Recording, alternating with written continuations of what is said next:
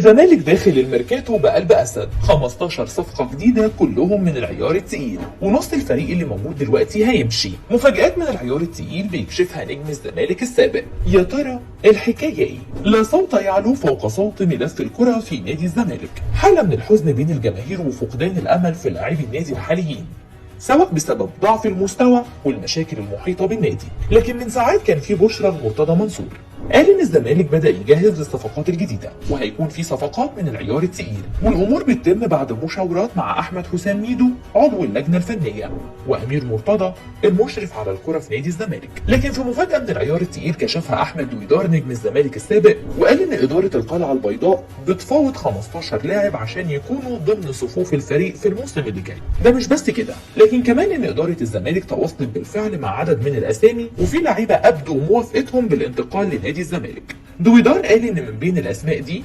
يحيى جبران قائد الوداد المغربي، ومحمد علي بن رمضان نجم وسط الترجي التونسي، ده غير التونسي رفيق كابو جناح امبي، والياس الجلاصي نجم وسط المصري. وقال نجم الزمالك السابق ان في اسماء تانية محليه بيفاوضها الزمالك زي عبد الله بكري ومحمود حماده ثنائي فاركو، واحمد امين اوفا مهاجم امبي، وناصر ماهر صانع العاب فيوتشر، ويسري وحيد ظهير ايسر الترسانه، وايمن اشرف قائد الاهلي. المفاجاه في كلام دويدار كانت في ايمن اشرف لاعب النادي الاهلي اللي جماهير الاهلاويه هاجمت كولر عشانه، خصوصا انه ما بيلعبش وما بياخدش فرصه مع الفريق، لدرجه ان كولر لما اتسال عن ايمن اشرف وليه ما بيلعبش قال لهم ان مفيش اي مشاكل شخصيه بيني وبينه.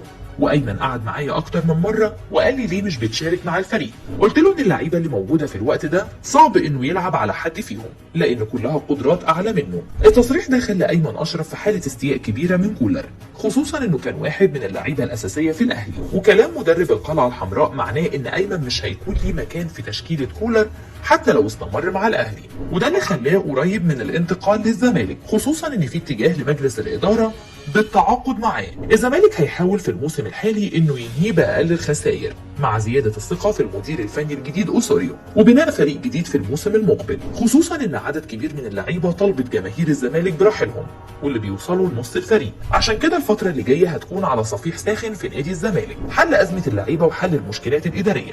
ده مش بس كده، لكن كمان بناء فريق قوي في الموسم اللي جاي قادر انه يصلح اخطاء الموسم اللي فات. لكن يا ترى هتكون ايه هي صفقات الزمالك النهائيه؟